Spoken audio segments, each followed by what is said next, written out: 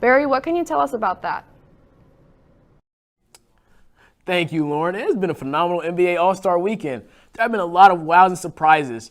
Our first wow is Seattle Seahawks star wide receiver DK Metcalf. He finished with 20 points and 10 rebounds. He had 6 amazing dunks. He was a 2023 Ruffle Celebrity All-Star MVP. The NFL is supposed to drug test him this week based off how high he was dunking, but come on, this is DK Metcalf without pads. Later on that night was the Rising Stars games. The new format caught a lot of fans' eyes. It is a tournament between 4 teams with 7 to 8 players per team. 2 sets of teams play each other in the semifinals. The winner faces off in the championship game, which were Team Pal and Team Jason. The target goal was 65 in 2 games with playing 1 quarter per game. Team Pal was able to get both wins. Pelicans guard Jose Alvarado, a.k.a. Grand Theft Alvarado, won Rising Stars MVP. He had 13 points the first game, and the second game he had 5, including a game-winning three-pointer. A lot of fans have been talking about wanting this kind of format in the All-Star game. Other fans want NBA All-Stars to bring in a 1v1 tournament to see who's a better player. It may come based off the updates we have seen in the last couple years, but who knows? Now, Saturday night was a night to remember. First was the Skills Challenge. Team Jazz won the Skills Challenge in the second-year format. Representing were Colin Sexton, Lauri Markkanen, and Jordan Clarkson. They were the first to get 300 points. Kind of coincidental that it's the second year in a row that a team has won for their city that represented the All-Star game. As I mentioned last week's episode, that Team Cavs won it in Cleveland. Fans really don't like this format. It rushes the players, which diminishes the players to showcase their skills. Fans already want to change in the Skills Challenge. Some want something different, and some just want it back to the regular format. You want to know what was entertaining for the fans?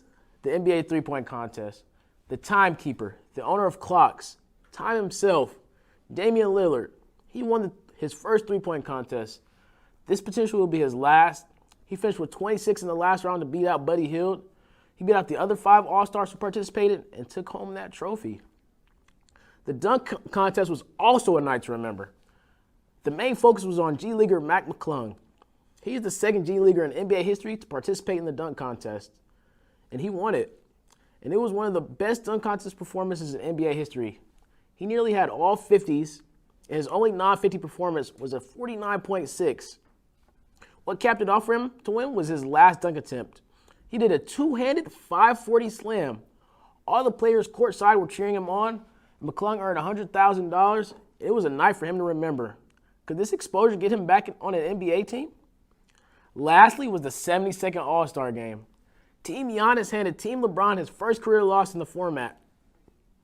Jason Tatum being the NBA All-Star MVP. He finished with 55 points, which was the highest in NBA All-Star game history.